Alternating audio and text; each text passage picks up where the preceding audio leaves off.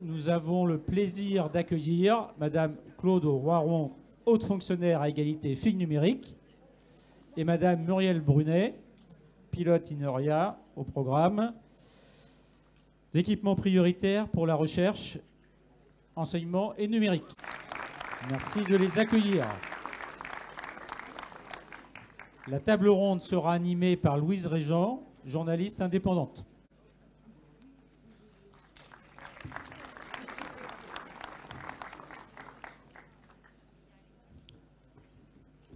Mesdames, c'est à vous. Merci beaucoup de nous accueillir. Bonjour à toutes et à tous. Je suis ravie et honorée d'animer cette table ronde avec mes deux expertes, mes deux invités. Je vous propose pour commencer, alors déjà n'hésitez pas à poser vos questions tout au long de la table ronde. Je tâcherai de les relayer au fur et à mesure afin que ça soit un petit peu plus dynamique. Alors pour commencer, on peut parler faire un petit point de situation. Où en est-on de l'égalité filles-garçons face aux études, donc à l'école primaire, au collège, au lycée, dans les études supérieures? Je m'adresse à vous, Claude Roiron, pour répondre à cette question. De quoi on parle? Où en est-on? Bien, alors c'est une question assez compliquée. Donc avant d'en dire deux mots, je voudrais me présenter. Donc moi je m'occupe pour le ministère, donc je suis Claude Roiron, mais mon travail consiste en fait à coordonner, proposer, animer des politiques publiques autour, l'ensemble des politiques publiques du ministère autour de la question de l'égalité filles-garçons. Donc question de l'orientation, la question de la présence de nos élèves filles dans les filières et plus tard dans les métiers du numérique est un enjeu central pour le système éducatif français, pour l'institution scolaire. Alors où est-ce qu'on en est ? Si je puis dire ça d'une façon très diplomatique, on a encore aujourd'hui beaucoup de marge de progression. Et c'est pour ça que vous êtes là nombreux, donc c'est déjà un très bon signe. Effectivement, on a en France un problème de déficit de femmes dans les métiers et carrières du numérique. Ainsi, pour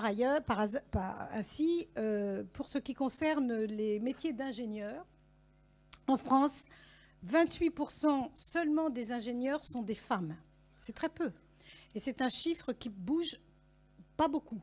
Pour ce qui concerne la spécificité ingénieur numérique, c'est seulement 9%. Je voudrais signaler à votre attention quelque chose qui est contre-intuitif. Dans les pays du Moyen-Orient et du Proche-Orient, qui ne sont pas des pays extrêmement émancipateurs pour les droits des femmes en général, les femmes représentent 46% des ingénieurs numériques. Par exemple, pour l'Arabie Saoudite, c'est 46%. Pour Bahreïn, c'est 57%. Donc, évidemment, il y a tout un tas de facteurs qui expliquent ça, et je pense qu'on y reviendra.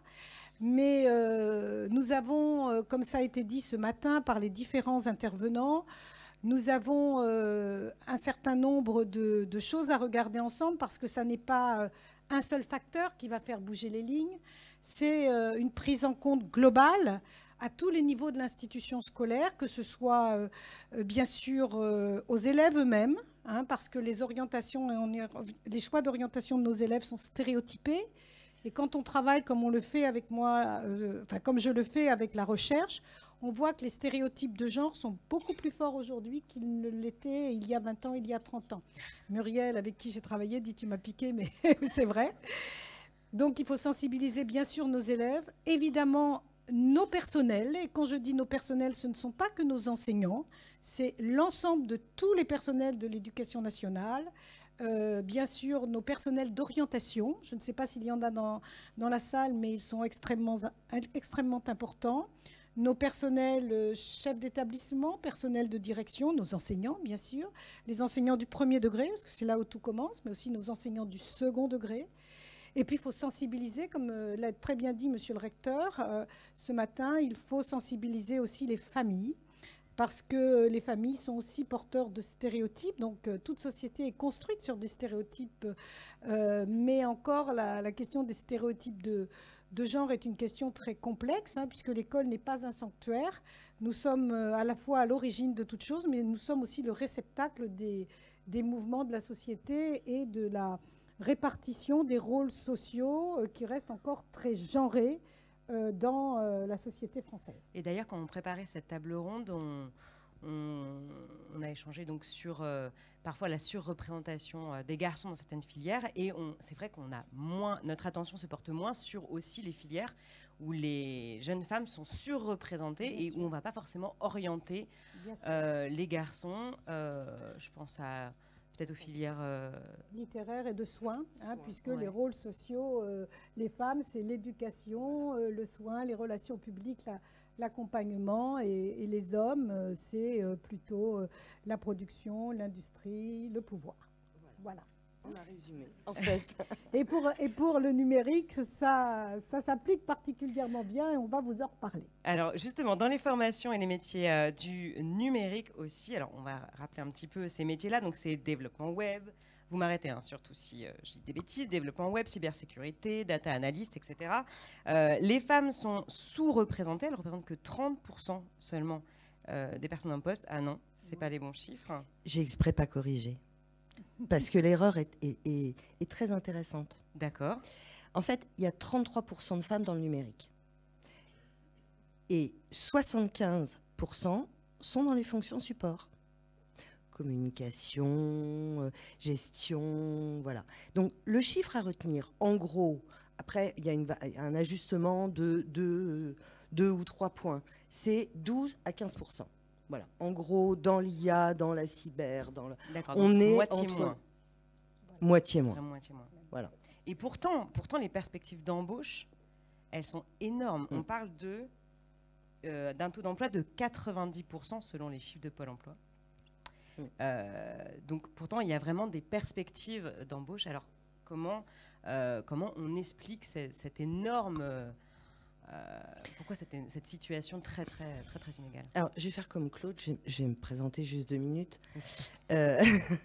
Donc, je suis actuellement à INRIA. INRIA, c'est quoi? C'est l'Institut national en sciences et technologies du numérique.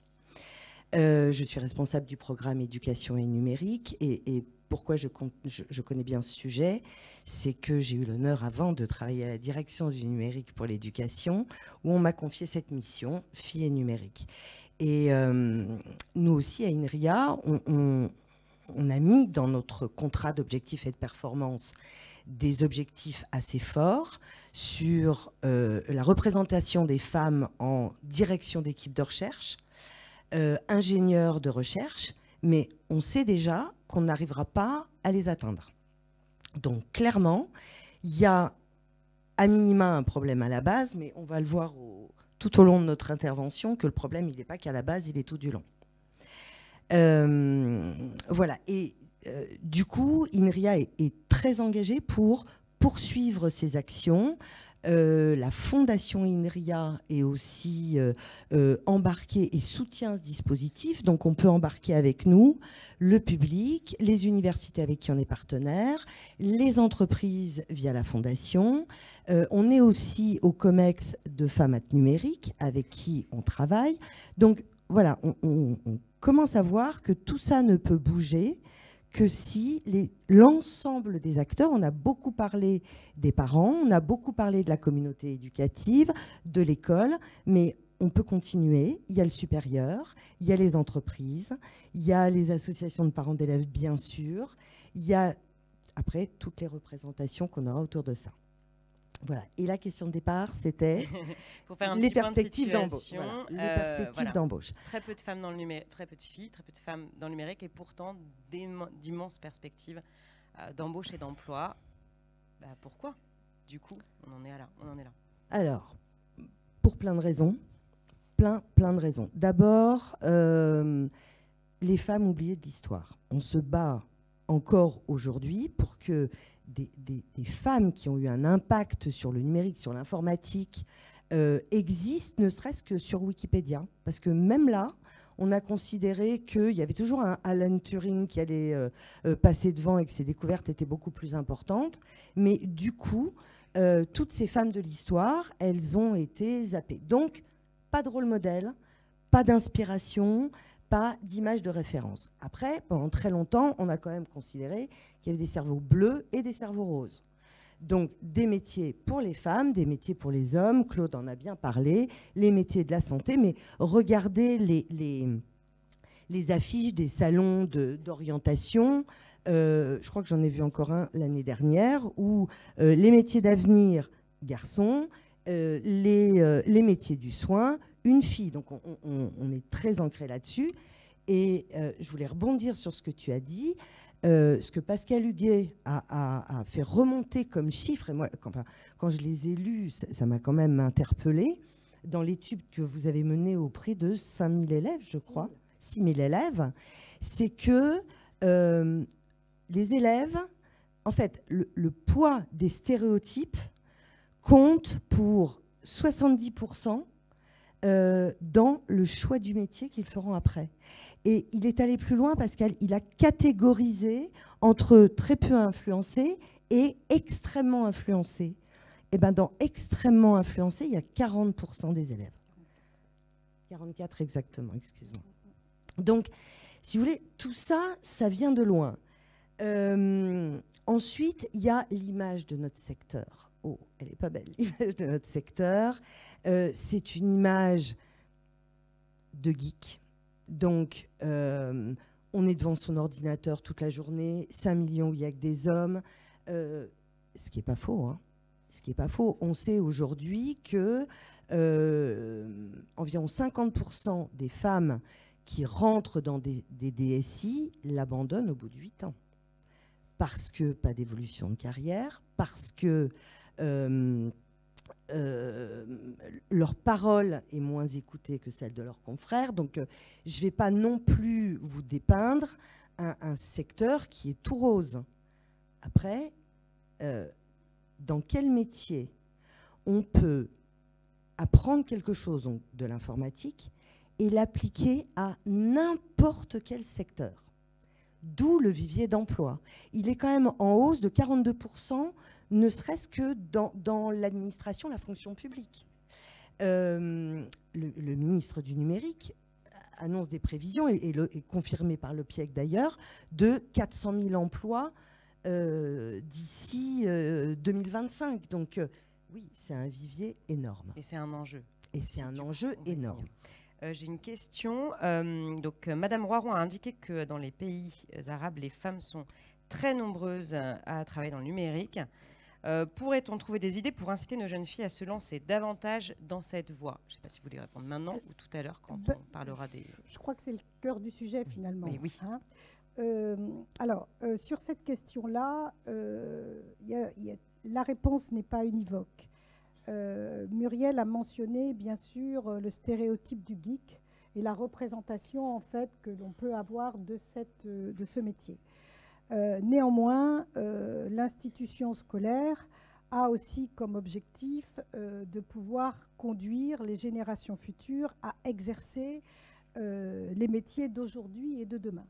Et pour nous, c'est un enjeu essentiel, démocratique même, hein, puisque à la fois, on est quand même dans l'ère du numérique, comme on l'était au 19e siècle dans la transition industrielle, on est aujourd'hui dans la transition numérique du monde, si je puis m'exprimer ainsi. Donc, il n'y a pas de raison que les femmes restent à l'écart de cette transition. Et en même temps, c'est un enjeu d'égalité sociale aussi, puisque les métiers du numérique sont aujourd'hui, enfin d'ailleurs tous les métiers sont impactés par le numérique, mais les métiers du numérique spécifiquement sont les métiers qui sont les plus porteurs d'avenir et qui sont les mieux rémunérés.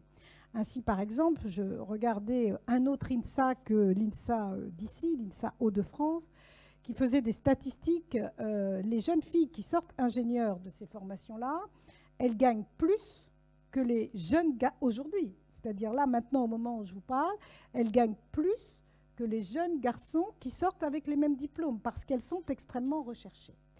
Donc nous, on a des marges de progression, hein, puisque dans NSI, c'est-à-dire la formation l'enseignement de spécialité qui a été créé dans le cadre de la réforme du baccalauréat, nous avons trop peu d'élèves d'ailleurs qui s'orientent de façon globale dans cette formation, puisqu'ils sont à peu près 7%, je crois. Je regarde mes collègues de la DNE, Florence et Audran, bien sûr. Et les filles, c'est entre 2,5 et 2,7%.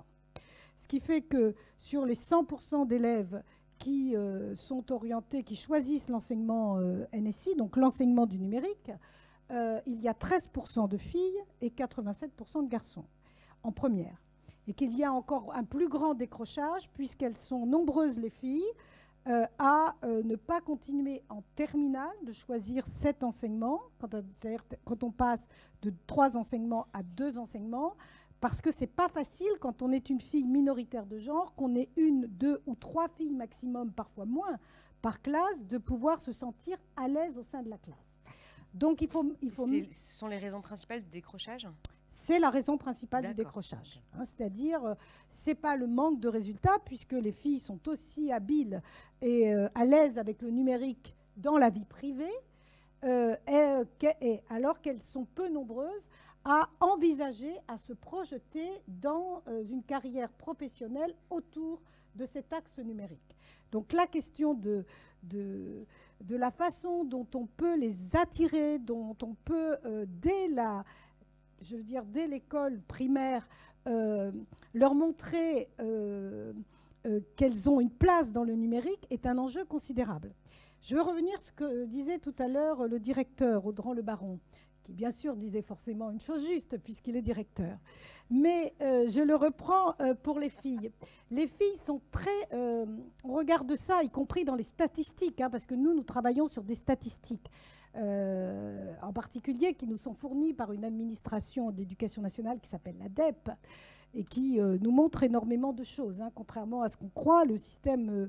L'institution scolaire est un des systèmes qui se pilote avec le plus d'indicateurs de toutes les administrations que nous avons, et nous travaillons beaucoup sur le fait d'introduire des indicateurs genrés de plus en plus au niveau national, mais aussi au niveau déconcentré dans chaque académie, hein, qui sont indispensables si on veut piloter le système. Et donc les filles, on le voit bien, sont très chercheuses de sens. Une fille, ça a besoin de savoir, une femme, et ça on le voit d'ailleurs dans la répartition genrée, elle a besoin de savoir quel est le sens de l'action qu'elle conduit. Voilà. Quel est le sens de ses apprentissages. Et donc, c'est très important de montrer quel est le sens des apprentissages du numérique, des sciences dures, des mathématiques, parce que les questions que nous nous posons aujourd'hui sur le numérique, nous nous les posons aussi plus largement sur les mathématiques. C'est le même phénomène. C'est-à-dire quelle place est-ce que les filles peuvent avoir dans la société, quel métier elles vont pouvoir, je vais dire, exercer avec ces formations-là. Et c'est pourquoi nous avons besoin de tous les partenaires de l'éducation nationale. Bien sûr, je pense à Canopé qui est représenté ici, mais je pense aussi à l'ONICEP qui fait un très gros travail sur ce sujet-là et qui est un travail souvent trop peu connu de l'institution scolaire elle-même. Alors, je ne parle pas de l'opinion publique, mais je parle même de l'institution scolaire, c'est-à-dire qui est capable de montrer ce que sont les métiers d'aujourd'hui et de demain et quelle place peuvent y prendre les filles. Parce que la question de l'égalité homme-femme, ça n'est pas le fait nécessairement de choisir une société qui serait unisexe. C'est pas ça. Ce que nous souhaitons. Ce que nous souhaitons, et la question des stéréotypes, elle est compliquée, parce que toute société se construit sur des représentations sociales, donc des stéréotypes. Le problème, c'est la hiérarchie entre les représentations sociales et entre les rôles genrés. Et c'est ça contre lequel nous devons, nous, l'institution scolaire, lutter, nous positionner, dépasser. Et évidemment, la question de la formation, la question du pilotage du système, la question des programmes, la question de la sensibilisation des familles, la question du travail partenarial avec les entreprises et toutes les associations, elles sont nombreuses, qui travaillent sur ce sujet, est un enjeu fondamental pour le système scolaire. Alors moi je me pose... Si je peux juste compléter, tu as parlé de culture numérique, de donner du sens. Audran Le Baron en a parlé aussi juste avant. Je crois qu'il faut encore plus la renforcer. Je crois qu'aujourd'hui, enfin, on s'en rend bien compte, il y a une méconnaissance totale des métiers dans le numérique, dans l'informatique, dans la tech. On sait bien que, alors il y a 8 métiers sur 10 qui sont impactés par la transformation numérique et il y a entre 60 et 80% des métiers qui existent aujourd'hui, qui n'existeront plus demain et des nouveaux métiers qui vont arriver. Aujourd'hui, je pense que toutes ces initiatives qui se mettent en place sont indispensables. J'irai juste un cran au-dessus. Je pense qu'aujourd'hui, il faut expliquer qu'est-ce que l'informatique, le numérique, la technologie apporte aux villes de demain, à la santé, à l'industrie, à l'éducation, au développement durable.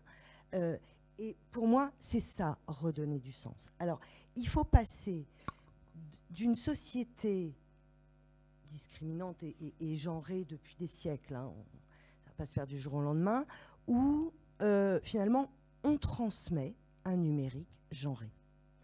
Inconsciemment, bien sûr, dans la grande majorité des cas, c'est valable pour les sciences aussi, hein, on peut faire le parallèle. Alors, l'étape suivante, ça serait la toile de l'égalité d'Isabelle Collet, où on incarne les savoirs, et notamment les savoirs scientifiques, de manière mixte. Aujourd'hui, c'est difficile de savoir, il y a quoi derrière ça ? C'est pas facile de lâcher du jour au lendemain une culture qu'on a reçue. Excusez-moi, je vais faire un parallèle avec moi. Ma mère m'a toujours dit, écoute, je sais bien que ta carrière c'est important, mais si quand même c'est pas toi qui reste un peu à la maison pour être le ciment familial, mais alors qui va le faire ? Voilà, moi je traîne cette culpabilité presque depuis des décennies, il fallait faire avec. Et je suis sûre qu'il y en a qui se reconnaissent dans cet exemple-là. Donc il va falloir mettre ça un peu de côté, passer à incarner les savoirs de manière réellement mixte, c'est-à-dire que les filles se sentent le pouvoir sur les sciences et sur le numérique, à un renforcement de la culture qui est c'est quoi l'impact du numérique aujourd'hui ? Là, il y a une vidéo là, qu'on vient de sortir à INRIA où il y a une équipe de recherche qui, d'ailleurs, est dirigée par une femme, qui vient de mettre en place un petit capteur qu'on pose sur les nerfs et qui peuvent stimuler les muscles pour les gens qui sont tétraplégiques. Ça veut dire quoi concrètement ? Ça veut dire qu'ils peuvent à nouveau bouger leurs mains, bouger leurs jambes. Il y avait l'exemple de quelqu'un qui faisait du vélo et qui, du coup, pouvait à nouveau pédaler. Voilà, c'est tout ça qu'on ne montre pas encore suffisamment. Et c'est ce sens dont tu parlais. Du coup, j'en profite pour rebondir sur un chiffre. Claude Roiron, vous avez donné tout à l'heure 46% de femmes ingénieures, c'est ça, hein, en Arabie Saoudite. Ouais. Moi, je pose la question, est-ce qu'il y a des modèles qui ont été mis en place ou des éléments qu'on pourrait transposer aujourd'hui en France ? Pas du tout. Je ne préconise pas que l'on transpose le modèle saoudien en France. Le modèle sur... Sur l'égalité femmes-hommes, ils ont encore quelques problèmes à faire, quelques progrès à faire. Par contre, en Arabie Saoudite, moi-même j'étais très étonnée, donc j'ai fait faire une note à l'ambassade de France à Riyad, donc je sais que c'est juste ce que l'on m'avait dit. Il y a des explications. Par exemple, on sait très bien que justement ces pays-là qui sont faiblement émancipateurs pour les femmes, pour lesquels il reste encore beaucoup de droits à disposer d'elles-mêmes, si je puis dire, à conquérir, le fait de pouvoir travailler à la maison et en même temps de s'ouvrir sur le monde est sans aucun doute un aspect essentiel de leur réussite dans ce domaine-là. Après, on sait qu'il y a en Arabie Saoudite des grandes universités sur ce sujet-là, et en particulier une grande université à Riyad qui s'appelle, je ne sais plus comment, du nom de la princesse saoudienne qui l'a fondée il y a quelques dizaines d'années, et qui est une université qui n'est pas mixte. Bon, je le dis parce que cette question-là, elle est taboue dans notre système, mais c'est une question quand même fondamentale. Je pourrais revenir vous voir et vous parler de la question de la mixité dans notre système éducatif. Ça serait très intéressant de voir comment, en fait, on est un système qui se dit mixte, mais qu'on n'est quand même pas vraiment toujours mixte. Vous avez qu'à regarder comment sont constituées les classes. Bien sûr, pour NSI, dans le lycée général et technologique, mais c'est encore plus vrai dans le lycée professionnel. Bon, donc, bien sûr qu'il y a des outils pour répondre à ça. Bien sûr qu'il y a bien sûr, déjà une conscientisation, parce qu'il y a beaucoup d'entre nous, et c'est tout à fait normal, qui n'avons pas conscience de ces faits-là. Dans une classe, parfois, les professeurs ne sont pas conscients qu'ils interrogent 30% de moins les filles que les garçons. Toutes les études ont montré que les filles sont interrogées 30% de moins que les garçons, parce que les garçons, on les suppose toujours un peu plus perturbateurs que les filles, et donc on capte davantage leur attention. Mais 30% sur le parcours d'un élève, du cours préparatoire au terminal, c'est énorme pour la confiance en elle-même des jeunes filles. La confiance, c'est 50% du parcours scolaire et de la réussite de l'élève. Ça, c'est la première chose. On a bien sûr des outils pour essayer de remédier à cela, pour sensibiliser dans le cadre des politiques d'orientation, donc plutôt au collège, ça commence au collège, les filles à se projeter davantage dans ces métiers-là. On en reparlera peut-être après. Oui, on en reparlera à la fin, les outils, les leviers qu'on peut utiliser. On a des pour, leviers déjà. Pour ça. Voilà. J'ai plusieurs questions. Alors, pourquoi les filles sont plus recherchées, entre parenthèses, et gagnent davantage d'après l'INSA? Je ne vois pas très bien la question. Par souci de parité ou pour leurs compétences? Ben, elles gagnent plus parce que, excuse-moi, mais dans ce sujet-là, elles gagnent plus parce qu'elles sont plus rares, qu'elles ont tout autant de compétences, mais je crois qu'aujourd'hui, les entreprises, enfin en particulier, et peut-être Muriel pourra-t-elle le dire mieux que moi, dans les entreprises, il y a aussi une recherche d'équilibre, d'avoir des personnels plus mixtes, parce que, bien sûr, les femmes et les hommes, nous avons des différences, mais nous avons surtout de grandes complémentarités. Et que la question de la compétence, j'aime pas toujours poser la question de la compétence parce que les filles sont toujours en interrogation sur leurs propres compétences. Ai-je les compétences pour aller dans tel ou tel enseignement, pour faire tel ou tel métier? C'est pas toujours une question que se posent les garçons. Sur le pourquoi, il y a plusieurs raisons. Déjà parce que quand on ne trouve pas de talent, effectivement, il faut aller les chercher. Pourquoi pas les femmes? Soyons clairs. Pourquoi pas? Pourquoi pas? Voilà. Après,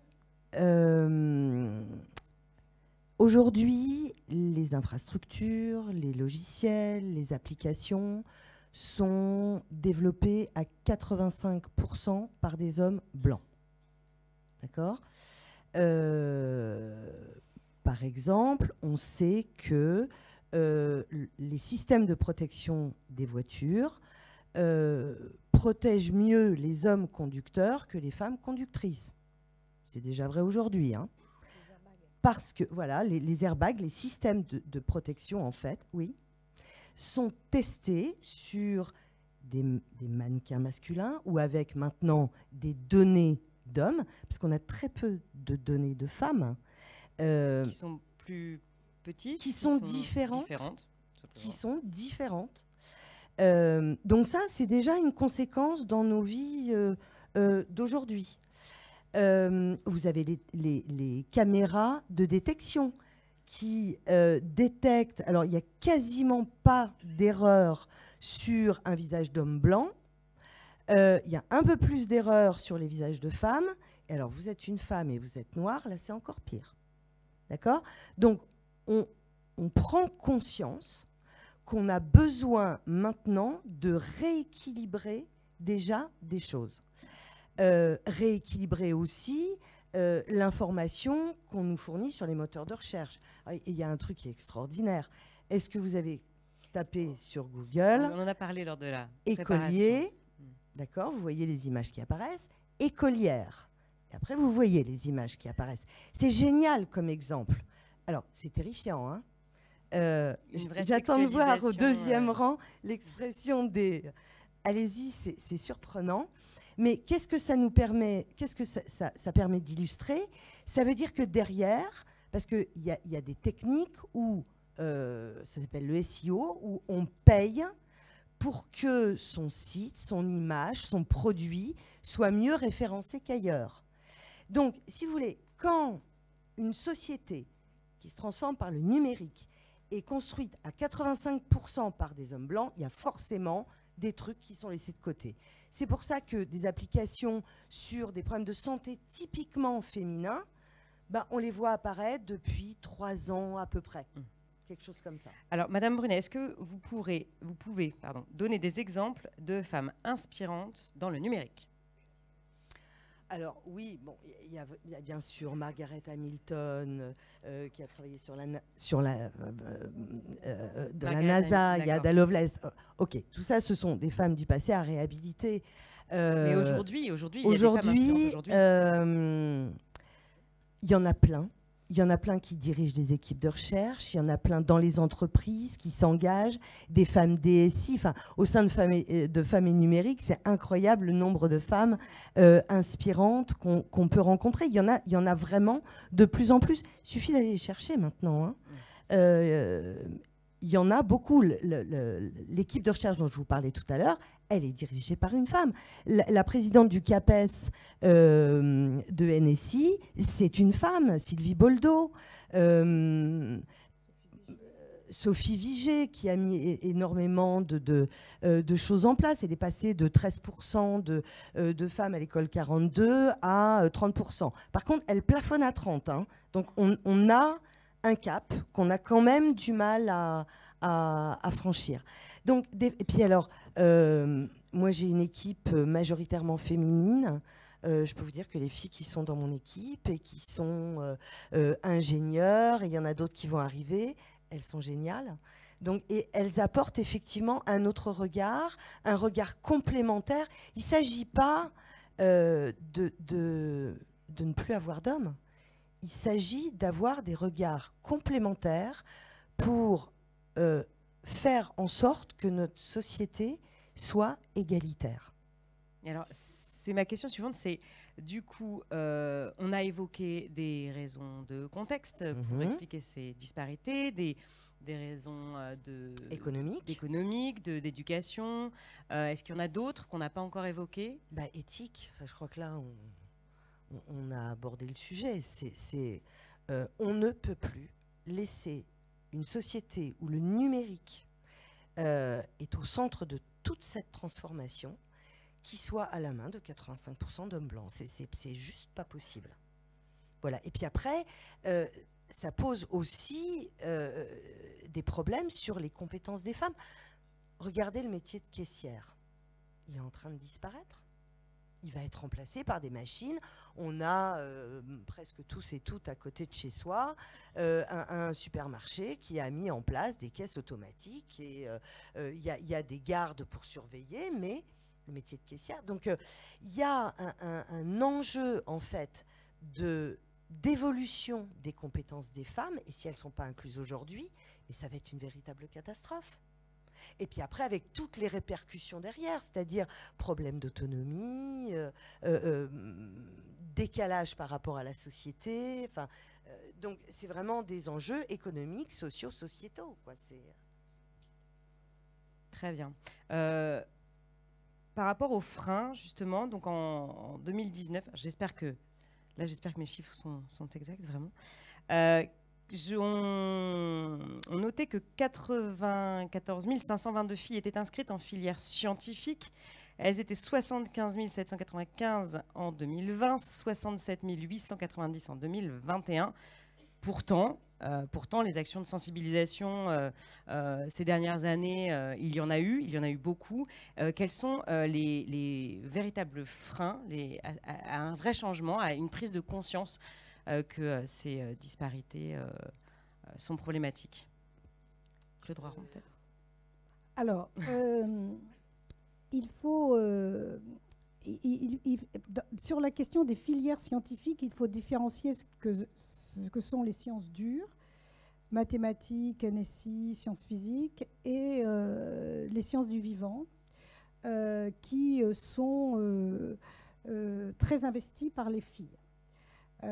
Donc, si on regarde, par exemple, la répartition des filles dans le lycée général et technologique, on voit que, bien sûr, il y a moins de filles un peu moins de filles, pas tant que ça, mais un peu moins de filles au-delà de toutes les polémiques que l'on entend aujourd'hui. Il y a un peu moins de filles en mathématiques qu'il y en avait précédemment. Mais il y a beaucoup de filles en sciences et vie de la Terre, pour ceux qui connaissent un peu notre jargon, mais c'est la majorité ici, et en sciences physiques, parce que ce sont les enseignements de spécialité qui sont conseillés pour pouvoir faire médecine. Et que lorsque l'on est scientifique et qu'on est une femme, on est intéressé par la biologie, par la médecine, par les sciences du vivant. C'est beaucoup moins vrai pour les sciences dures. Hein. Donc là, il y a une répartition beaucoup plus genrée au lycée général et technologique. C'est encore plus évident dans le lycée professionnel, où là, on a effectivement plus d'élèves garçons à la sortie de 3e qui sont orientés en lycée professionnel, 56%, et 44% de filles. Néanmoins, là, nous avons des filières extrêmement genrées. Toutes les filières du soin, de l'administration sont très genrées. Toutes les filières de la production, de l'industrie, etc., sont très genrées filles. Et toutes les filières de la production, de l'industrie sont très genrées garçons. Et on a quelques filières qui sont à l'équilibre, comme par exemple la filière du commerce, qui, en lycée professionnel, sont à peu près à l'équilibre. À tel point même que quand on veut des lycées professionnels mixtes, bah c'est bien simple, on met des filières genre et garçons, des filières genre et filles, et on espère que comme ça, dans la cour de récréation, on aura autant de filles que de garçons. Bon, ça ne résout pas le problème, mais ça montre que le système éducatif, l'institution scolaire, elle reproduit les rôles sociaux de genre, comme je l'ai dit tout à l'heure. Donc on cherche, on travaille actuellement. On fait le travail qu'on a fait pour le lycée général et technologique avec des collègues, et en particulier avec le laboratoire de Pascal Huguet, avec qui on va travailler, et je regarde Christine Fauvel parce qu'on en a parlé sur le sujet. On essaie de travailler pour voir comment on peut, et avec l'UNICEF bien sûr, mais avec l'ensemble des partenaires, hein, parce que c'est un sujet éminemment complexe, et les collectivités locales, en particulier les régions, comment on peut essayer de casser ces filières très genrées pour amener plus de fluidité dans les filières genrées. Parce que, paradoxalement, vous savez que l'orientation dans les lycées professionnels, elle ne se fait pas toujours avec le gré des élèves. Elle se fait parfois en raison des résultats scolaires qui ne sont pas considérés comme suffisants pour aller dans les filières générales et technologiques. Donc c'est souvent une orientation par défaut plus que par choix. On essaie de voir comment on peut permettre qu'il y ait plus de filles dans les filières qui sont les plus prometteuses, parce que paradoxalement, même si nous avons moins de filles qui vont dans les filières de l'enseignement professionnel, ce sont souvent les carrières les moins prometteuses en termes de rémunération, hein, toutes les filières du soin, de l'enfance, etc., et les moins prometteuses en termes de poursuite de carrière, hein, puisque maintenant 50% de nos élèves qui vont dans l'enseignement professionnel poursuivent en BTS. Hein, c'est une politique qui est instaurée depuis déjà quelques années au sein du ministère de l'Éducation nationale, et c'est d'ailleurs une politique à l'échelon européen, hein, que nous poursuivons. Et les filières dans lesquelles sont orientés les garçons sont les filières qui permettent davantage la poursuite d'études post-baccalauréat et qui permettront plus tard des métiers mieux rémunérés et plus évolutifs en termes de carrière professionnelle. Donc on essaie de voir comment on pourrait proposer au ministre, hein, puisque notre ministre Pap Ndiaye est très mobilisé sur la question de l'égalité entre les filles et les garçons et entre les femmes et les hommes, comment on pourrait, dans le cadre de la rénovation, modification, je ne sais pas comment on appelle ça, transformation de la voie professionnelle. On travaille avec le cabinet de la ministre Grandjean pour voir, ministre délégué à l'enseignement professionnel, pour voir comment on pourrait améliorer cette question-là, puisque, comme l'a suggéré tout à l'heure Muriel, hein, on sait bien que les inégalités de genre, elles croisent les inégalités sociales et qu'elles les renforcent. Même si dans la question du numérique, c'est à peu près le seul cas où la question des inégalités de genre dépasse largement la question des inégalités sociales, hein, où il faut qu'on aille plus loin que ce que l'on peut faire avec les outils de la politique de lutte contre les inégalités sociales qui s'appelle l'éducation prioritaire. Et alors, du coup, c'était Voilà. la question suivante. Donc, les freins, est-ce qu'on identifie les mêmes freins dans le domaine numérique? Enfin, j'ai l'impression qu'on a beau répéter aux jeunes filles, aux femmes, allez-y, vous êtes capables, vous pouvez y aller, vous avez tout le bagage pour réussir. Alors, Et justement, finalement, il y a plein de choses qui se mettent en travers de ce message. allez-y, vous pouvez y aller. Vous voyez comme on véhicule. On n'a pas parlé du langage inclusif. Le allez-y, vous pouvez y aller culpabilise les filles. Donc, c'est pas ça qu'il faut dire, mais ça s'invente pas et je vous le reproche pas, Louise. Hein. Je le disais ce matin quand j'avais commencé ma mission à la DNE. Au bout de 3 mois, j'ai dit au DNE, j'interviens plus, je véhicule des biais de genre. J'en ai Malgré pris... nous, on Mais en véhicule oui, malgré nous. Malgré le fait que j'ai souffert d'être une femme dans le numérique par moment, malgré le fait que je suis engagée sur la question, c'est terrible. Donc, mais c'est génial comme exemple, parce que du coup, ce qu'il faut, c'est professionnaliser ce qu'on fait. Il y a des tas de gens qui interviennent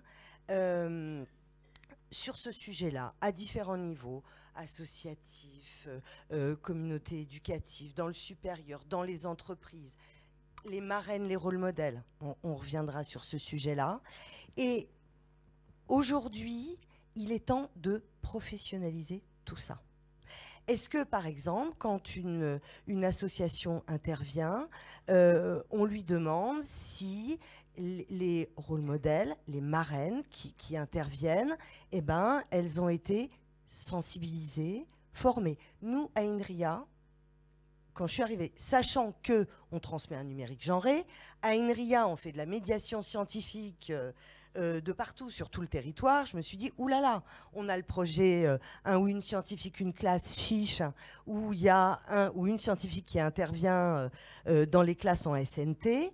Et ben, du coup, on a mis en place une formation à l'égalité.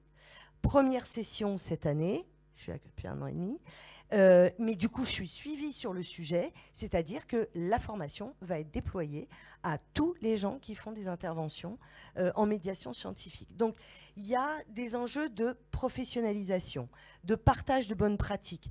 C'est pour ça qu'on est intégré, par exemple, à Femmes Numérique. Ça nous permet de partager, de mener des projets en commun, de se professionnaliser ensemble, de fournir des méthodes. C'est pour ça qu'on accompagne aussi des projets, mais on reviendra dessus tout à l'heure. Donc voilà, il faut professionnaliser, il faut évaluer. Je crois que là, il y a d'excellents articles sur le sujet. Il y en a un d'Isabelle Collet sur Kerninfo, 40 ans de politique publique. Alors, ce n'est pas le seul problème qu'il y a eu, mais en tout cas, pas d'évaluation de ce qu'on fait.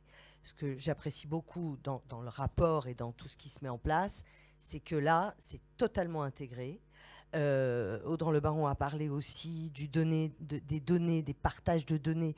On va pouvoir, en ayant des données sur l'évolution du parcours des filles, eh ben, suivre de beaucoup plus près cette évolution. Parce que on n'a pas la science infuse, en fait. Moi, je suis incapable de vous dire ce qui marche et ce qui ne marche pas. Ça peut marcher dans un contexte et pas dans un autre. Donc, le dispositif gagnant, eh ben, il faut qu'on le construise ensemble. Mais pour le construire ensemble, il faut pouvoir l'évaluer à différentes périodes, je dirais, et avec des suivis de cohorte. C'est ce que Claude Roiron me disait tout à l'heure, passer de la conviction voilà. aux compétences, c'est ça, hein? Voilà. Alors, Exactement. ce que je souhaitais dire quand même, le message que je souhaitais passer, c'est que quand même, on n'est pas resté inerte dans l'éducation nationale. Il y a quand même un certain nombre de dispositifs que l'on peut déjà utiliser pour justement améliorer la situation. Alors, avant d'aborder les dispositifs, ça, on va repartir avec important. des outils Voilà. précis pour tous les professionnels ici. Avant, j'ai plein de questions. J'ai pris du retard dans mes questions. Alors, d'abord, peut-on conclure que la bataille filles et numérique est la même que filles et sciences dures en général? Oui. Très bien. C'est clair. Oui. Ouais. Oui. C'est bien, c'est efficace.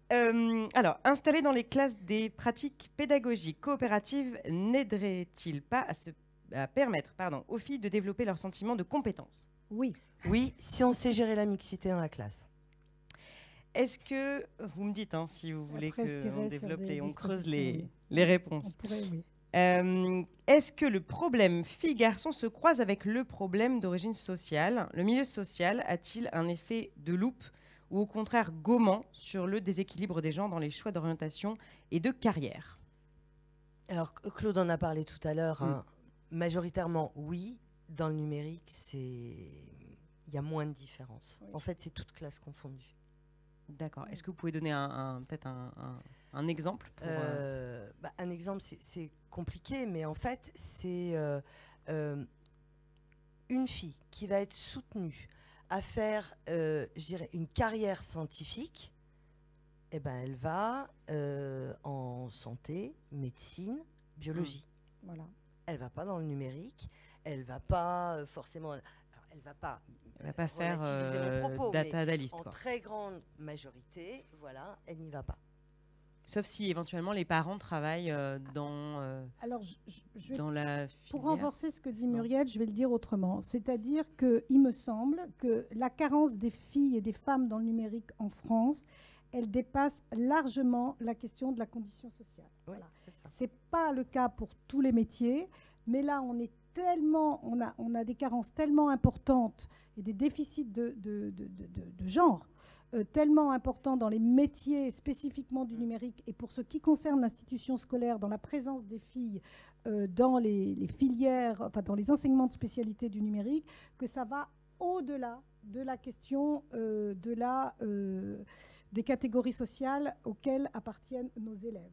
C'est-à-dire, pour le dire simplement, la question des cordées de la réussite est un outil, le recteur et je crois le préfet en ont parlé tous les deux, est un outil qui est très intéressant sur ce sujet-là, mais il faut qu'on aille plus loin parce que ça concerne pas seulement les populations défavorisées, ça concerne aussi les classes moyennes, donc pour lesquelles il n'y a pas de dispositif spécifique. Et dans un département comme le vôtre, les cordées de la réussite ne s'appliquant qu'aux établissements en éducation prioritaire. Je me tourne, je ne sais pas si le directeur académique est encore là. Voilà, il est encore là, mais je ne sais pas combien vous avez d'établissements prioritaires.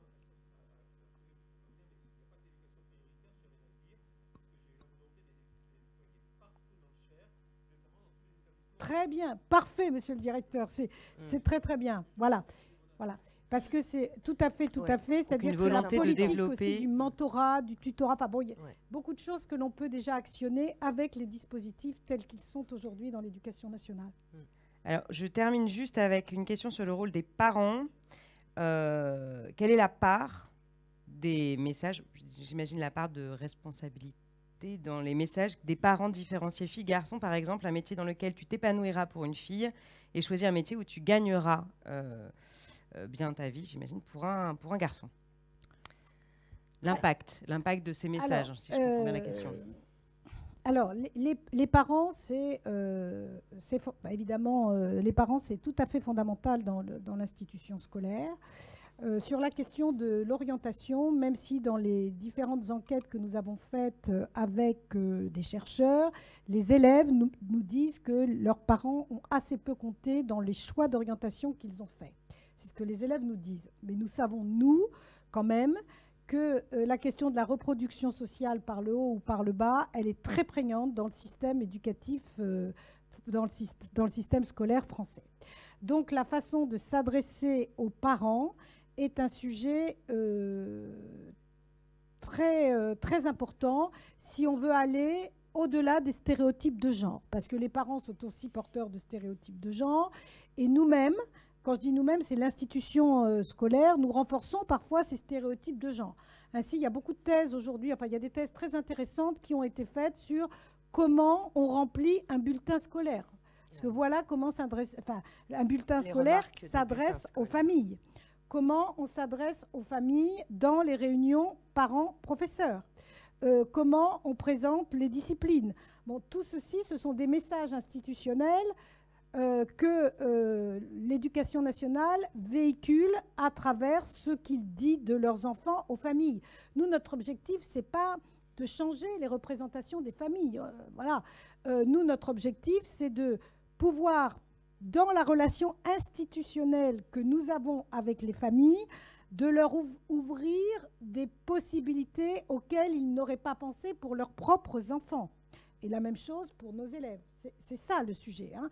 Et donc, nous avons quelques outils sur lesquels nous pouvons nous appuyer pour pouvoir parler aux familles et dépasser les stéréotypes de genre qui, évidemment, sont les leurs, tout en sachant qu'il faut éviter, comment dire, que nos élèves se trouvent pris, et c'est très important le dialogue sur ce sujet, entre deux loyautés, c'est-à-dire la loyauté qu'il ressent vis-à-vis, un conflit de loyauté qu'il ressent vis-à-vis de sa famille, et la loyauté qu'il ressent de façon diffuse et très différente par rapport à l'institution scolaire qui l'accueille quand même pendant la plus grande partie de la journée.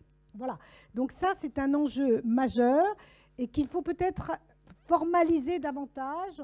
On a déjà des choses, hein, mais on a des outils que l'on peut développer.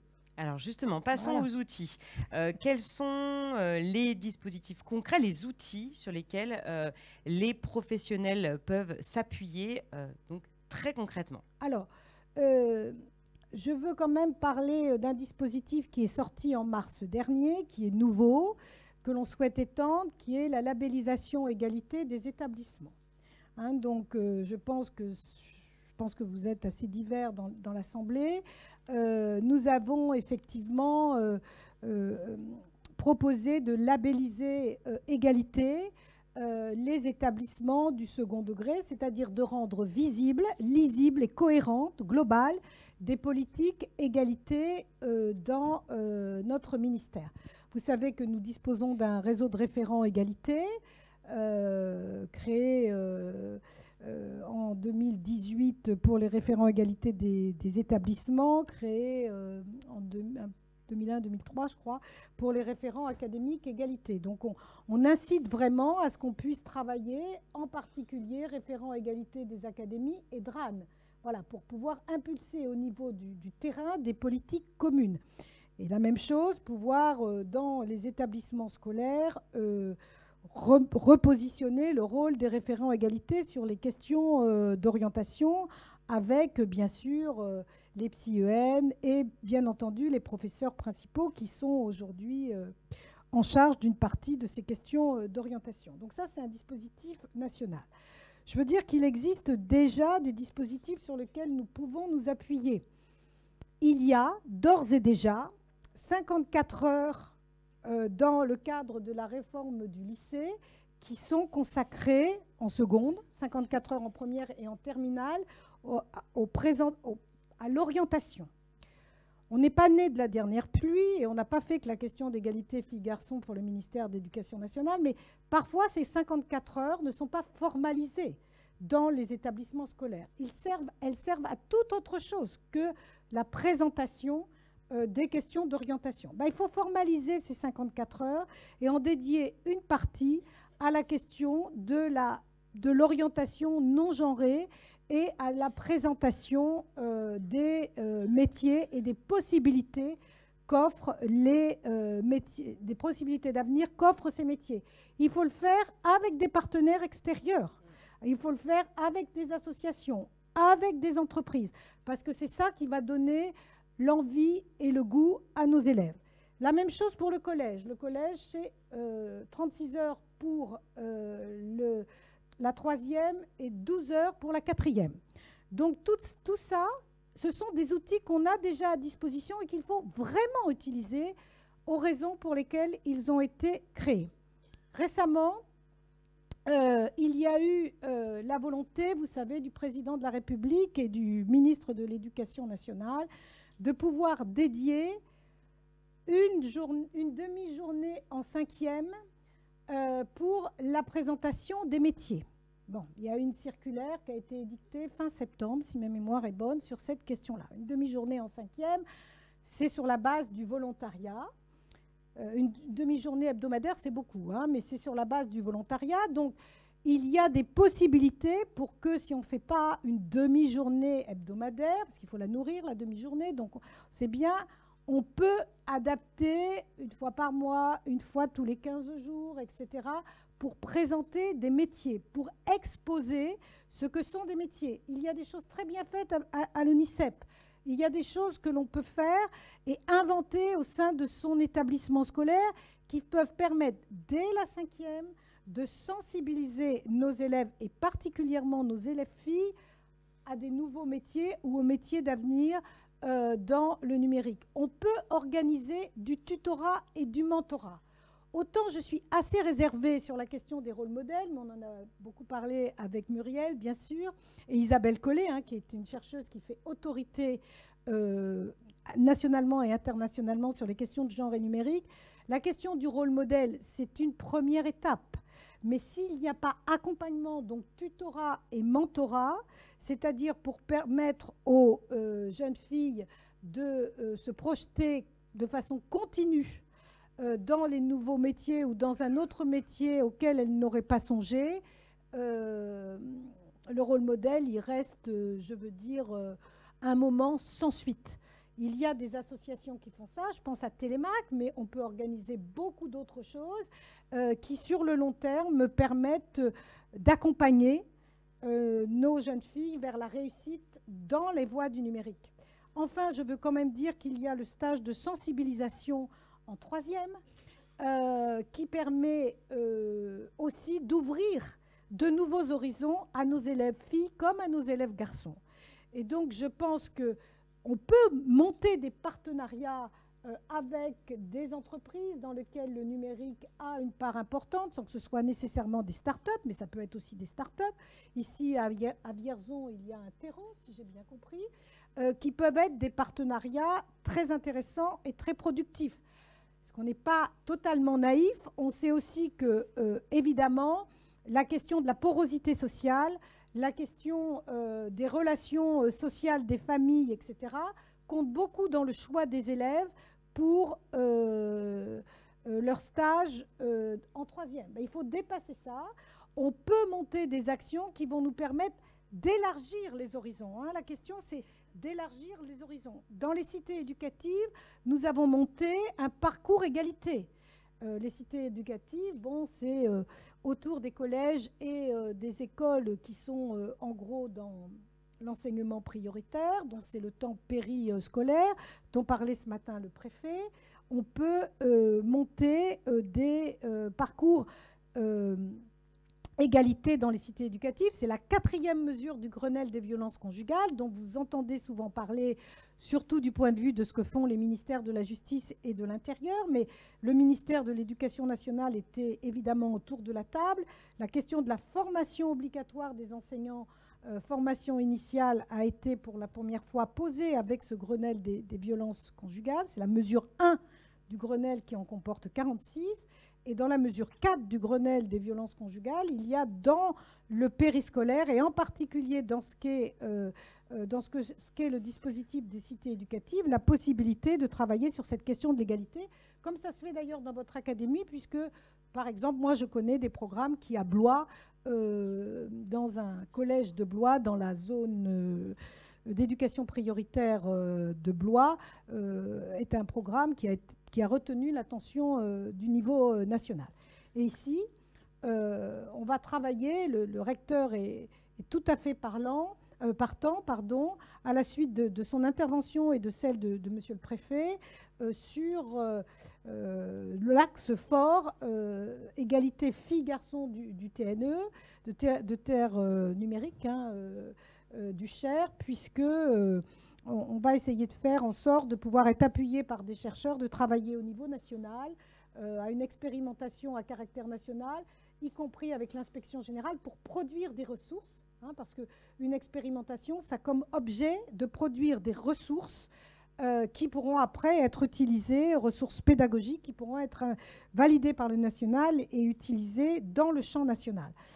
Et donc je crois que là, nous tenons quand même un sujet important, et je voudrais qu'on puisse avoir un axe particulier sur le 1er degré, qui est, à mon avis, un champ encore inexploré pour le numérique. Alors justement, Pas avant de vous voilà. donner, je suis désolée, pardon, excusez-moi, Madame Brunet, juste une toute petite question qui me semble très importante. Y a-t-il des outils particuliers pour le primaire avant de vous donner la parole? Oui. Vas-y.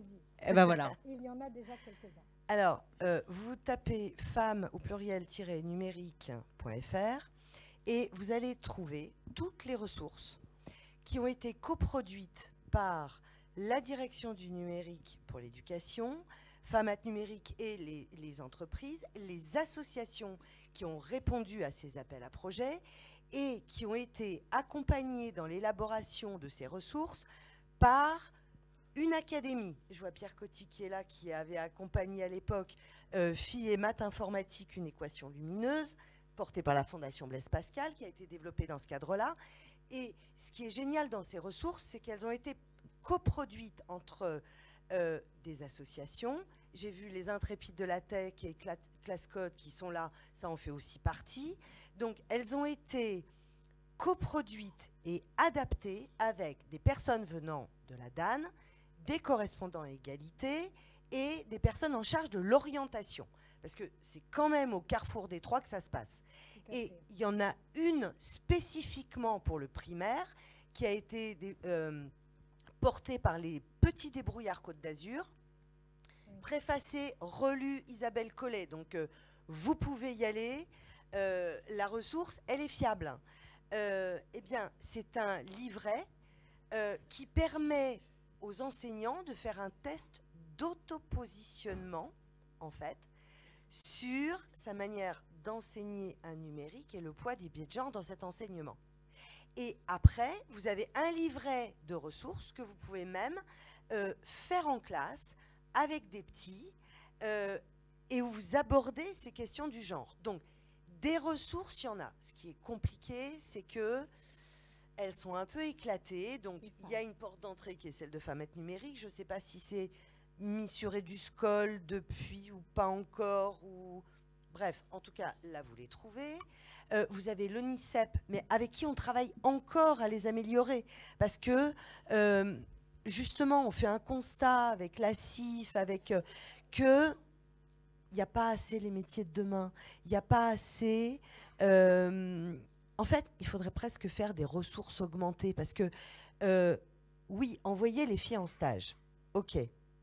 Encore faut-il sensibiliser les entreprises qui les accueillent, parce que bien souvent, vous envoyez votre fille faire un stage dans une DSI, elle est entourée par des hommes. Hein. Je ne sais pas si ça tente vraiment beaucoup de filles d'aller faire un stage là-dedans. Donc, ne pas se sentir à l'aise, il voilà. faut sensibiliser aussi le monde professionnel. Oui. En fait. On a développé une ressource pour sensibiliser les entreprises, pour sensibiliser les DSI, quand vous recevez des filles dans vos DSI, voilà quel est le problème aujourd'hui, voilà ce sur quoi vous devez être peut-être attentif, et ça c'est super important. Quand je vous disais professionnaliser, pareil, on va demander aux enseignants, est-ce qu'il y a beaucoup d'enseignants qui peuvent parler de ce que c'est qu'un expert en interface humain-machine, ce que c'est qu'un data scientist, ce que c'est qu'un... voilà, il y a plein d'autres métiers. Je veux dire, on ne peut pas tout demander non plus aux enseignants. Donc, il faut qu'on leur fournisse des ressources, on leur fournisse en fait, oui, toutes ces ressources qui vont pouvoir aider les personnes en charge de l'orientation à s'appuyer sur ces ressources pour transmettre le champ des possibles de ces nouveaux métiers ou renforcer la culture numérique. Là aussi, il y a une ressource, enfin, moi je la trouve extraordinaire, c'est interstice au pluriel.info. C'est un site comment dire, vulgarisation scientifique, mais de haut niveau, donc c'est fait par des scientifiques, c'est porté par INRIA, par le CNRS, donc vous avez des dossiers sur la santé de demain, la ville de demain, c'est un moyen aussi d'attiser la curiosité. Ce qu'il faudrait, c'est que voilà, je pense que ça soit plus facilement accessible à tous les niveaux. Alors, est-ce qu'il y a des enquêtes ciblant les filles ayant choisi le numérique et qui pourrait nous éclairer sur l'âge auquel se fait en moyenne ce choix et s'il y a des actions qui ont facilité ce choix. Sur ce qui vient d'être dit, je voudrais revenir en disant qu'effectivement, il y a déjà des outils. Bon. La question, c'est bien sûr qu'il faut améliorer nos outils et il faut surtout que les outils ne restent pas au périmètre éducatif. Parce que la question de l'égalité filles-garçons dans notre système, elle est liée à la conviction des uns et des autres, donc, ou des unes et des autres, enfin peu importe d'ailleurs, s'il y a des hommes qui sont très actifs sur ces questions-là, et donc elle est souvent, comment dire, ponctuelle, c'est-à-dire qu'à partir du moment où on n'est pas dans le champ institutionnel, c'est quelque chose qui est lié à l'arbitraire. Mais quand je dis l'arbitraire, ce n'est pas l'arbitraire au sens négatif du terme. C'est-à-dire qu'à partir du moment où on a un professeur, un chef d'établissement, un directeur d'école, un directeur académique, un recteur, une rectrice ou une directrice académique qui est intéressée par cette politique, on met en place quelques outils. Mais nous, ce que nous cherchons, c'est à faire levier sur le système. C'est que ça soit, je veux dire, pas laissé à l'arbitraire des uns ou des autres, quel que soit leur niveau dans l'institution scolaire. Ça, c'est la première chose. La deuxième chose, c'est que cette question-là, elle est souvent au périmètre éducatif, c'est-à-dire qu'elle ne descend pas dans la didactique des disciplines et donc dans la pédagogie, à la fois la pédagogie et la didactique des disciplines. Et c'est ce que l'on veut aujourd'hui trouver, c'est-à-dire que l'on puisse avoir un regard sur, qu'on ne soit pas seulement dans le projet qui est à côté de ce qu'est les disciplines, de ce que sont les disciplines. Voilà. Et donc ça, c'est très important pour nous et c'est très nouveau comme démarche, hein, parce que on est sur les projets éducatifs, on est sur des projets d'établissement, des projets d'école, mais on n'est pas sur la façon d'enseigner, y compris avec le numérique, la philosophie, la littérature, les mathématiques et toute forme de discipline. Donc ça, c'est quelque chose qui est très important et, à mon avis, qui n'est pas encore pris en compte par l'institution scolaire dans son ensemble. Donc il faut qu'on... Bien sûr, il y a des outils, et Muriel a raison de les rappeler. Et puis, dans ces outils-là, ceux qui existent déjà, c'est la question de l'appropriation. Parce qu'on a beaucoup de... On a déjà des choses. Bien sûr, il y a déjà... Les chercheurs ont réfléchi. Il y a déjà des choses qui se font dans beaucoup d'organismes. Mais l'institution scolaire ne les a pas en tant qu'institution intégrées. Hein. Et donc ça, c'est le point dur. Et tant qu'on ne les aura pas intégrés dans les formes qui sont les nôtres, parce que l'institution scolaire, c'est une longue histoire, c'est une culture particulière, ce sont même des cultures particulières qu'il faut rapprocher, culture du premier degré, culture du second degré, vous savez tout ça aussi bien que moi. Il faut qu'on instaure un continuum, et ça, c'est encore difficile parce que c'est le temps long, l'institution scolaire, hein, ça, c'est pas un claquement de doigts. C'est une cosmogonie, et il faut arriver à articuler toutes ces planètes. Et on voit bien effectivement que là, on n'est pas encore tout à fait au point, parce que comme l'a dit très justement Muriel, on a affaire à quelque chose qui est très archipélisé. Et donc on a des choses qui sont comme ça très, très ponctuelles, qui marchent ou pas, un certain temps, plus ou moins long, mais rien dans le système qui ne fasse levier. Parce que moi, quand je lis, par exemple, des écrits fondateurs de la question de l'égalité filles-garçons dans l'école, et qui sont très nombreux hein, depuis les années... La mixité dans l'institution scolaire, c'est très précisément le 28 décembre 1976. C'est récent. C'est le dernier décret d'application de la loi Haby de juillet 1975. Et à partir des années 80, on a beaucoup de réflexions sur de chercheurs en sciences de l'éducation, des historiens, des sociologues, des psychologues, des mathématiciens et maintenant des informaticiens sur ces questions-là. Mais l'institution scolaire elle-même ne s'est pas emparée de ce sujet. Il n'y a pas de politique sur la question de l'égalité filles-garçons dans l'institution scolaire qui est une politique lisible, cohérente, financée, comme l'éducation prioritaire, lutte contre les inégalités sociales. Depuis très précisément le 31 décembre 1981, c'est la loi sur l'éducation prioritaire, c'est Savary, 31 décembre 1981, et ou une politique de l'inclusion scolaire, qui est la politique pour inclure les élèves porteurs de handicap, qui commence en 2005 dans notre institution scolaire.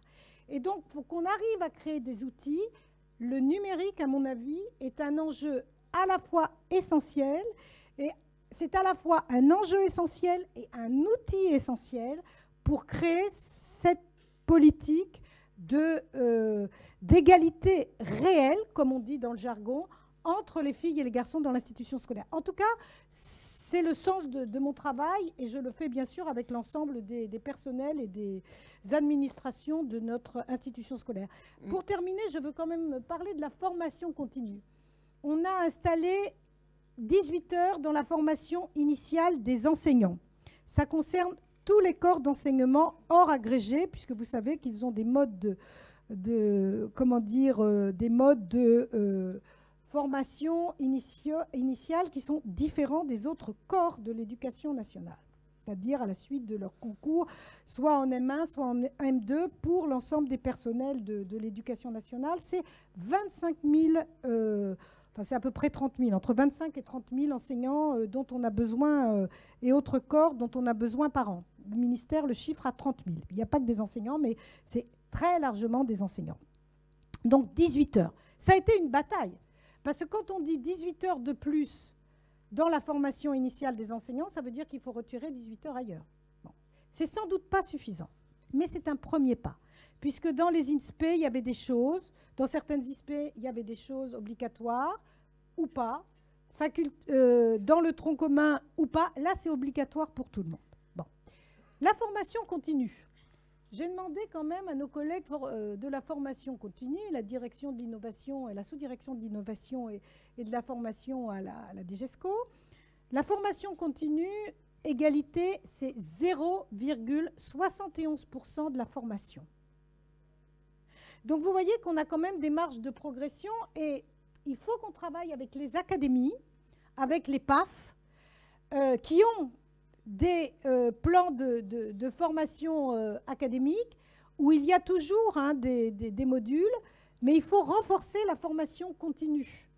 Et des séminaires comme ceux-ci sont quand même, je veux dire, extrêmement importants pour pouvoir rassembler tous les personnels et pouvoir sensibiliser l'ensemble de nos personnels à ces questions-là, parce que la formation de nos enseignants, de nos cadres, des personnels d'éducation, parce qu'il n'y a pas que les enseignants, je parle bien sûr à tous les autres personnels du ministère de l'Éducation nationale, orientation, CPE et autres. Sans eux, on n'aboutira pas à grand-chose. Voilà, donc je voudrais dire que la formation est un levier essentiel. On y travaille avec l'IH2EF à Poitiers, mais il faut qu'on y travaille davantage avec Canopé. Il faut qu'on utilise davantage ce que l'on sait faire et ce que l'on connaît déjà avec les ressources dont parle Muriel et avec des partenaires extérieurs, mais aussi avec nos opérateurs.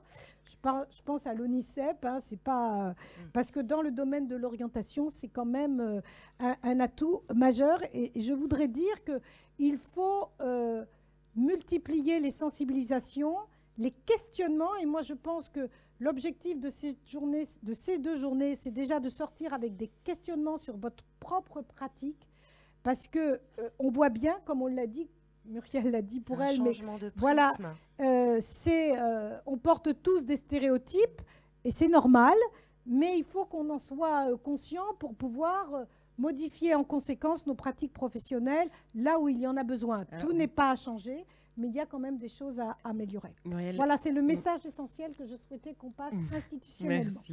Merci. Mais vous voulez réagir à tout ça? Je voulais réagir à une chose. Tu disais que l'institution n'avait pas fait sienne. Finalement, elle progresse, tout à fait. Je parlais tout à l'heure d'incarner les savoirs de manière réellement mixte.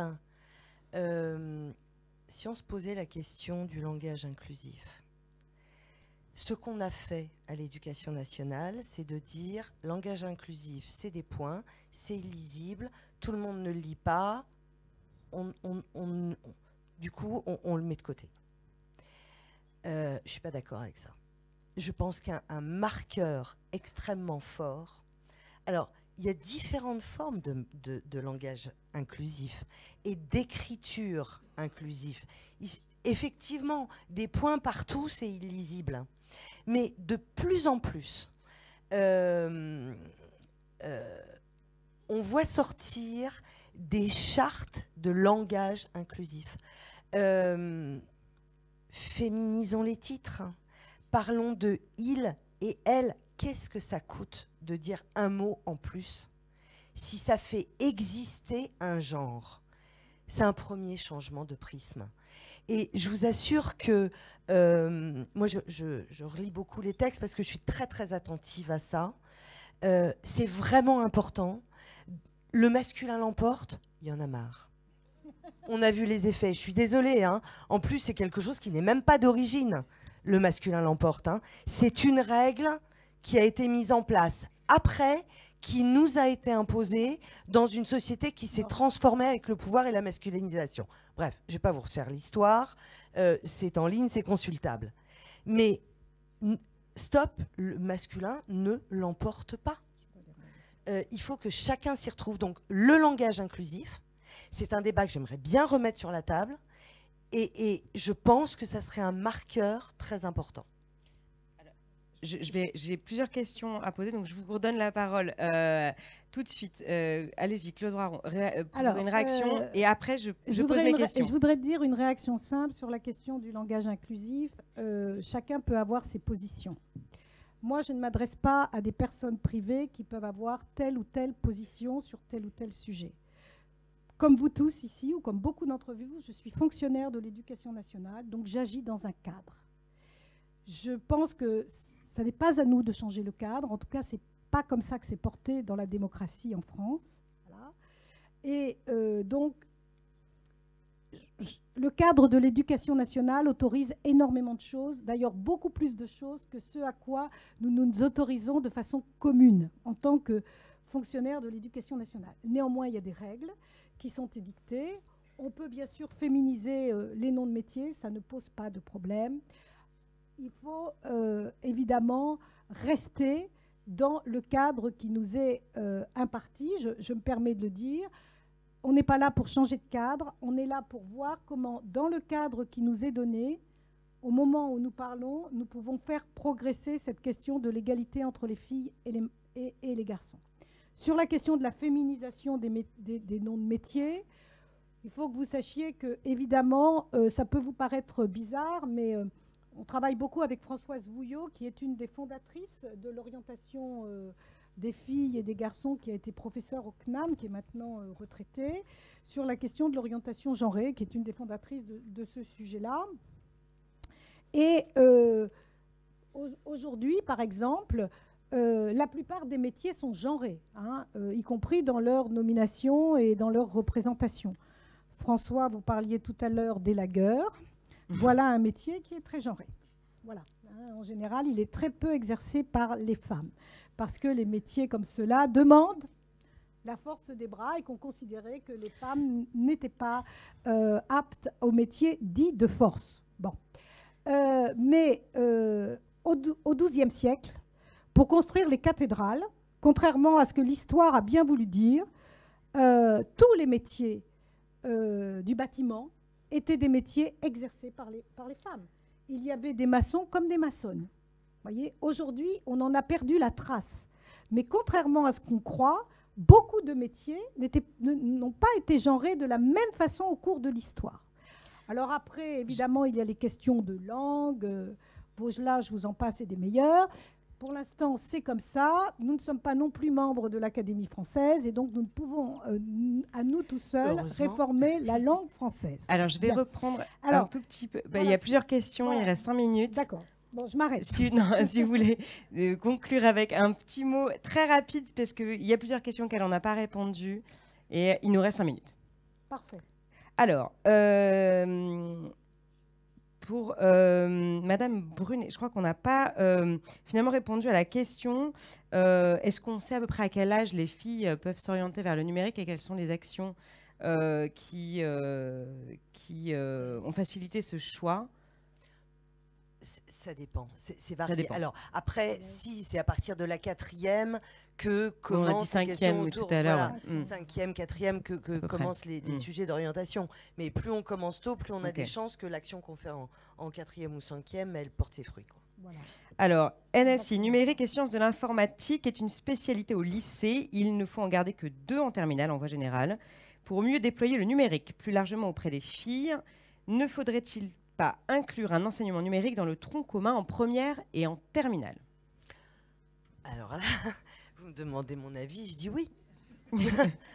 Bah oui. Moi, je pose bien les questions sûr. qu'on me pose. Dans une société qui se transforme avec le numérique, où 8 métiers sur 10 sont impactés par le numérique, où 60 à 80% des métiers qui existeront demain n'existent pas aujourd'hui, oui, c'est une matière pour moi du tronc commun. En tout cas, Mais ça n'engage Il y a un débat dans la salle en parallèle. ça j'ai l'impression. n'engage que moi et ceux qui soutiennent un renforcement de la culture du numérique et de la pensée computationnelle et de toutes ces choses-là. Oui. Mais il faut trouver...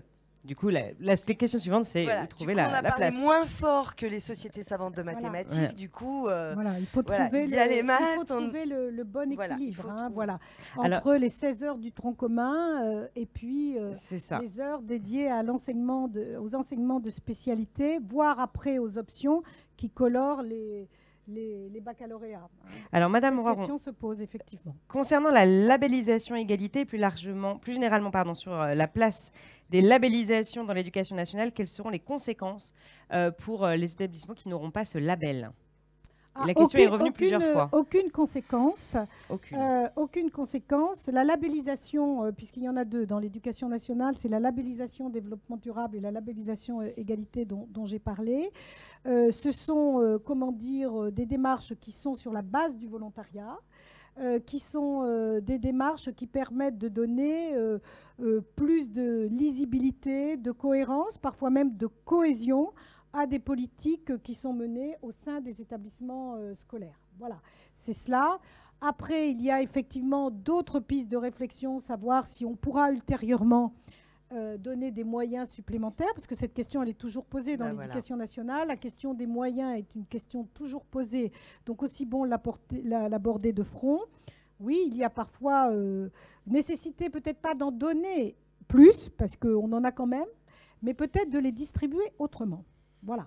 Donc, il n'y a pas de conséquences pour ceux qui ne souhaitent pas s'engager dans la labellisation de leur établissement, que ce soit développement durable ou que ce soit égalité. Ça donne quand même du corps à un projet d'établissement, ça donne de la cohésion de l'ensemble de ces personnels et ça donne de la lisibilité aux élèves et à leurs familles. Donc, c'est une démarche qui est très positive et qui rencontre d'ailleurs dans les académies, d'après ce que nous savons, un certain écho. Alors, une remarque d'une participante ou d'un participant, je ne sais pas, dans la salle, la mixité passe aussi par la représentation. Savons-nous si nous sommes en situation de mixité à cette conférence? Eh bien, sachez que les organisateurs de la DRAN indiquent qu'ils retiennent l'idée et pourront faire des statistiques à l'issue de ce séminaire. Mais visuellement, nous pouvons constater que les femmes sont plutôt bien représentées. Alors, je vais vous dire pourquoi. Parce que dans l'éducation nationale, 73% des personnels sont des femmes. Toutes catégories confondues. 73% de nos personnels sont des femmes. 84% pour la maternelle, 81% pour le premier degré.